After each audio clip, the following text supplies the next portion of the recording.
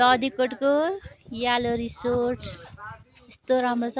मेरो बाबु माथि चढिरहेछ। रुखमाथि यस्तो राम्रो बनाउनु भएको छ। हैन कस्तो राम्रो छ। ल तपाईहरु पनि यता ददीकोटतिर आउनु भयो भने यतातिर आउनुस् घुम्नलाई। ददीकोट अलिकति माथि यालो रेस्टुरेन्ट एकदमै राम्रो छ। बस्ने ठाउँ हुने भिड गर्ने मलाई मन पर्ने व्हाइट गुलाबी रात छ।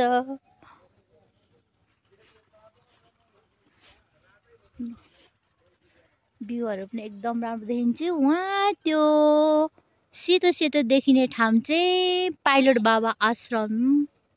अनि उताको सहरहरु चाहिँ के भन्छ काभ्रे बनेपादेखि उतापट्टि यहाँबाट देखिन्छ। माथि चाहिँ प्लटिङ गरिरहेको जग्गाहरु कस्तो उकालो ठाउँमा। यहाँ फूल यस्तो राम्रो फुलिरहेछ। के खान्छु?